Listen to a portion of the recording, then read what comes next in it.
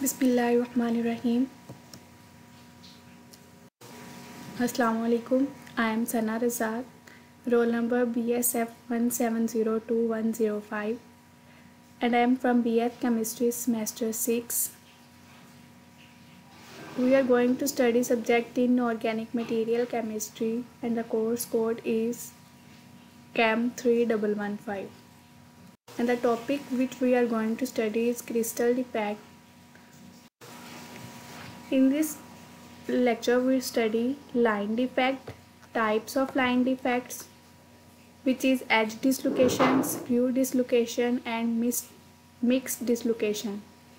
Next is surface imperfection, volume defects, importance of crystal defect, and last, effect on electric, magnetic and optical properties. In previous lecture we study about crystal defects and its first kind, which is point defects, and kinds of point defects. But in this lecture we study line defects and surface defect along with volume defect. In previous lecture we study about point defect, in which we see that point defect arises due to the defect only around a single lattice point. Moving to the next, that is line imperfection. It is also known as line defect or line dislocation. It produces lattice distortion centered about a line in one dimension. If we talk about its type, then there are basic two types of the dislocations: edge dislocations and screw dislocation. But we also study along with them mixed dislocation, which is actually the combination of two types of edge dislocation, or we can say screw dislocation, and it is very common. Dislocation results in lattice strain. Now moving toward the types of the line infection, first of all we study edge dislocation. It is a most crystal structure defects and also known as Taylor or Owen dislocation. This occurs when there are extra atoms inserted into a plane in the crystal lattice. The adjacent planes are not straight but instead bend around the edge of terminating plane, so that crystal structure is perfectly ordered on either side. We can see this from picture that from the origin of edge dislocation, the extra atom is inserted, which causes the bend of the crystal structure toward the terminating edges, so that the overall crystal remains same, and this causes edge dislocation. Now screw dislocation. It is also known as burger dislocation. The screw dislocation is more difficult to visualize. If we talk about its definition, then it is a dislocation in the lattice structure of a crystal in which atoms are not arranged in a line but they are in the form of helical structure. You can see this from this picture, in which the yellow arrows show that the atoms are not in a line but they are present in the form of a helical pattern, causing the screw dislocation. Mixed dislocation. It has both edge and screw components with the transition region between them. It makes up most of dislocation encountered in real life. You can also see this from the picture, that edge dislocation is caused by the presence of the extra electron atom in the crystal lattice, which cause bending toward the terminating edges. And screw dislocation is caused when the atoms are not in the form of line but they are present in a helical pattern. So both dislocations are present. We can say them as the mixed dislocation, having a transition region between them. Now, what is surface imperfection? Surface defect are the boundaries, or we can say planes, that separate a material into regions, each having the same crystal structure but different orientation. Grain boundaries occur where the crystallographic direction of the lattice abruptly changes. This usually occurs when two crystals begin growing separately and then meet. Surface defect may arise at the boundaries between two grains. The row of the atoms in different grains may run in slightly different direction, leading to mismatch across the boundaries. From this picture, the surface dislocation is clearly understood that the grain boundary separates the orientation. Along this boundary, we can see that there are different type of orientations of atoms are present. We can say that two different crystal lattices growing along with the grain boundary. Now, volume defect. Volume defect are three-dimensional aggregates of atoms or vacancies, as the name also indicates this. It has been divided into four classes according to the combination of the size and the effect of the particle. First one is precipitate, next is dispersant, next is void, next is inclusion. We study all these one by one in the next slides. First one is precipitate. Precipitates are small particles that are introduced into the matrix by solid state reactions. While precipitates are used for several purposes, their most common purpose is to increase the strength of structural alloys by acting as obstacles to the motion of dislocations. Their efficiency in doing this depends on their size, their internal properties, and their distribution through the lattice. If we talk about its role, then their role in the microstructure is to modify the behavior of the matrix rather than to act as separate phases in their own right. Now, dispersants. Dispersants are the large particles that behave as a second phase as well as influencing the behavior of the primary phase.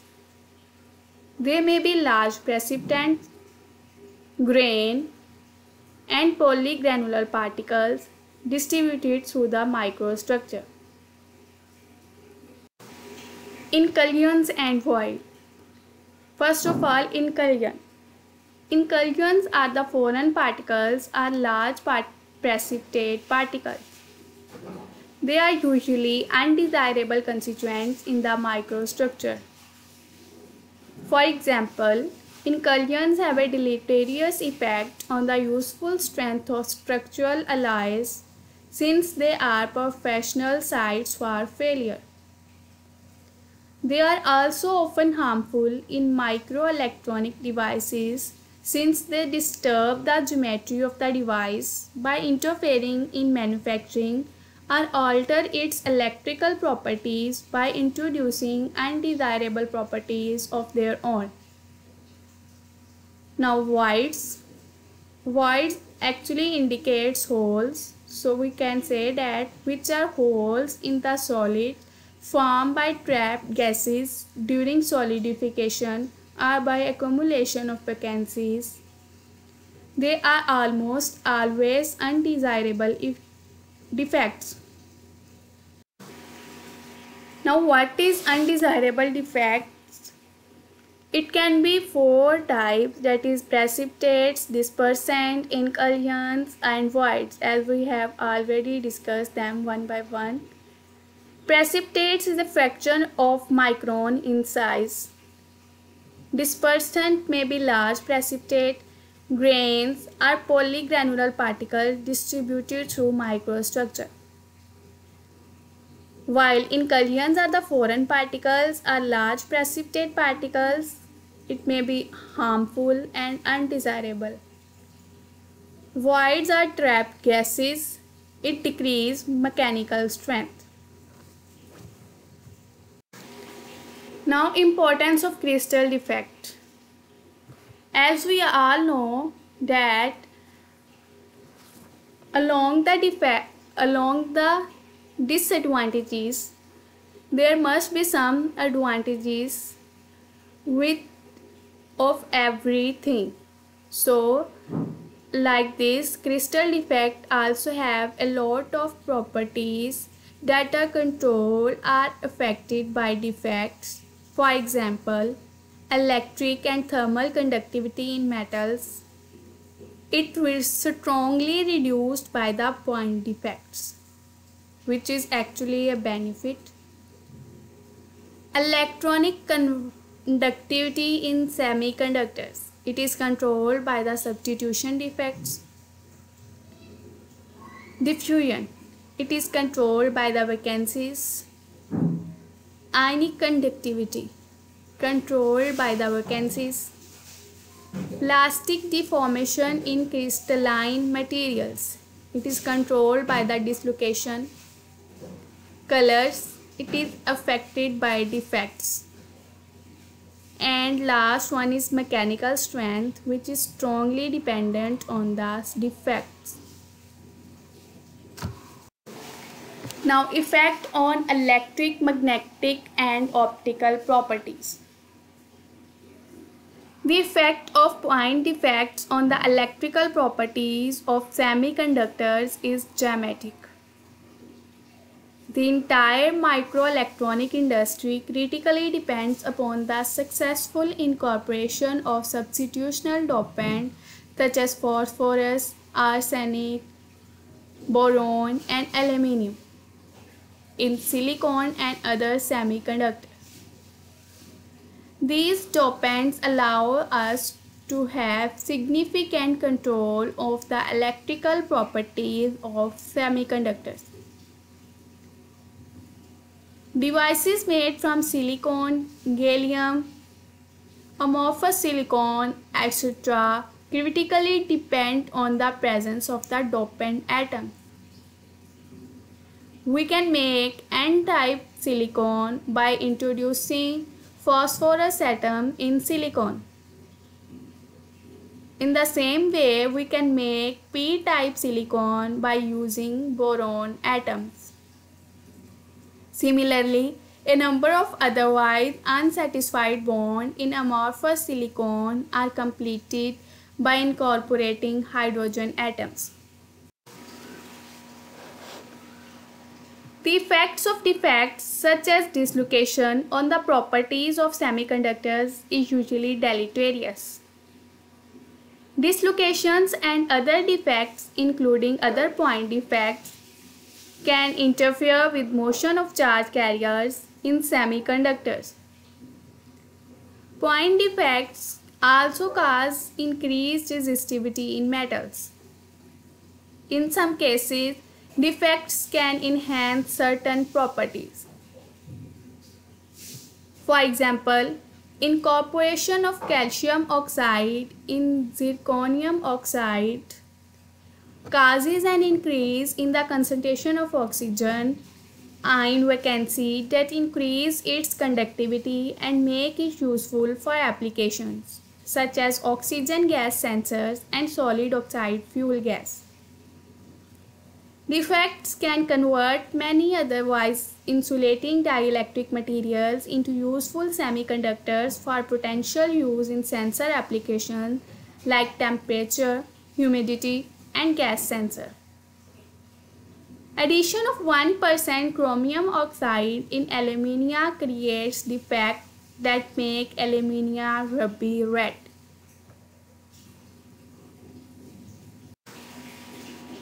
Nanocrystals of materials such as cadmium sulfide in inorganic glasses produce glasses that have a brilliant color. Nanocrystals of silver halide and other crystals also allow formation of photochromic and photosensitive glasses. Many magnetic materials can be processed such that grain boundaries and other defects make it harder to reverse the magnetization in these materials. The magnetic properties of many commercial ferrites used in magnets for loudspeakers and devices in wireless communication networks depends critically on the distribution of different ions on different crystallographic sites in crystal structure. As mentioned before, the presence of domains affects the properties of ferroelectric, ferromagnetic, and ferrimagnetic material. This is